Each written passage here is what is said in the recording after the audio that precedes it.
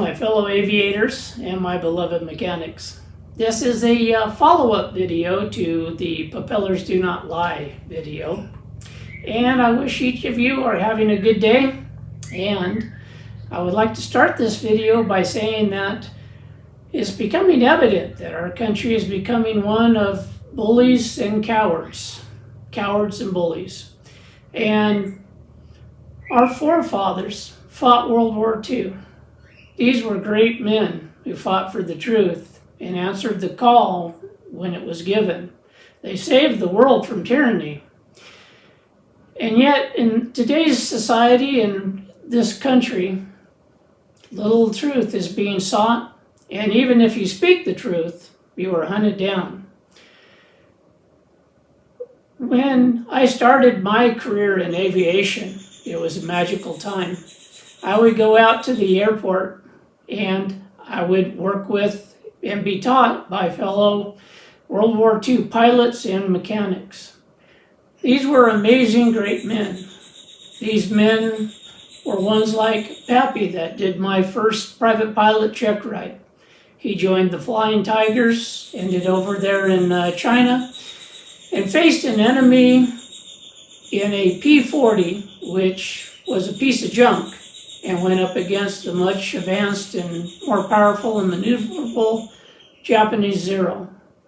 Then there was my good friend Garrett Gregory, who taught me how to be a mechanic. He was in the Coast Guard and would drive the Higgins boats, taking our soldiers to hostile shores to fight a very deadly and determined enemy. These are our forefathers, and these are the examples that I think that we should follow for today. Now, on this report with the propellers, it has really bothered me quite a bit. So I was reading through the report, and of course from the last video, you can see that the left propeller, when it impacted the ground with Captain Jerome Rennick's King Air, it was actually bent. One of the blades was actually bent and snapped off. The other blades were pretty much intact. They showed a little bending, but the wingtips were pretty much intact and undamaged. Compare that to the right engine where those propeller blades were just smoked. This bothered me so much that I actually sat down and I finally called up Hartzell Propeller. And I reached the lead investigator that Hartzell Propeller supposedly did this investigation with, a Mr. Les Doud. When I got a hold of Mr. Les Doud and I explained who I was, he kind of indicated that he was expecting my call for some time. It was at this time that Mr. Doud kind of said some things that kind of made my heart sink. He stated that despite the NTSB report reflecting that Hartzell did the analysis and that Hartzell came to these findings, that in actuality Hartzell did not even make a report on these propellers, and that they had no say, that the NTSB made all the findings on their own, and that they put in their report that this was Hartzell analysis. I found this to be truly amazing.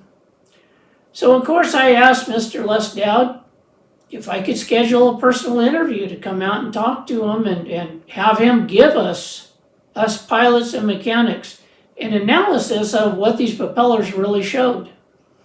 He said that he'd be perfectly happy to do that, but of course, we're a nation of cowards, so he'd have to put it through legal first. And gentlemen, you know the results of that.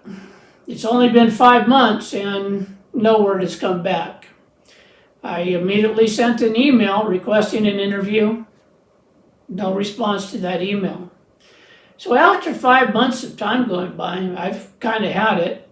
And so I've written an open letter to Hartzell Propeller. I addressed this to the chairman of Hartzell Propeller in Ohio there, and they have received it. I have also sent a copy of this open letter to Les Doud, and of course I have received nothing back from it. I'm at my wit's end when people falsify reports and nobody takes actions.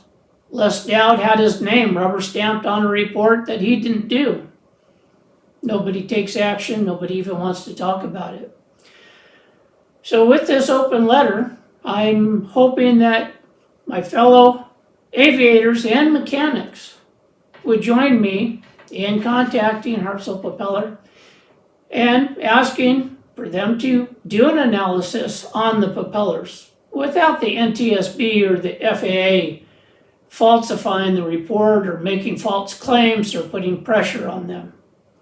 Now I know the chairman of Hartzell Propeller will no longer be invited to the cocktail parties in Washington, D.C. with the NTSB and the FAA, but I would like to express that we aviators and mechanics will invite you to our cocktail parties. The cocktails are really just cheap beer and pork rinds and hamburgers from In-N-Out, but at least you'll be able to speak the truth, speak your mind, and do the right thing.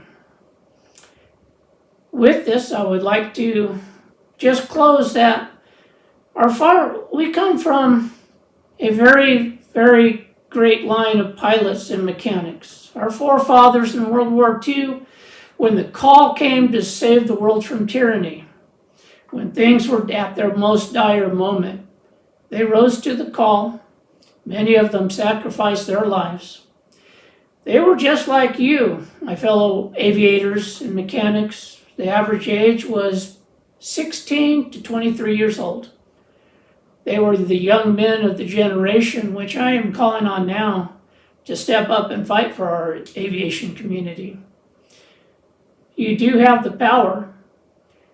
These men that won World War II and saved us and gave us such a great future to enjoy, they were not the high-up political figures. They were not the university professors. They were not the wealthy businessmen in charge of things. They were young men just like you, and they answered the call, and they did what was right. So I ask you, if you can take the time to contact Hartzell Propeller in Ohio. I am planning on going there in person and just waiting in the lobby until they give me an interview and answer the questions about these propellers. Thank you for your time. God bless, and I wish you all safe travels. Peace.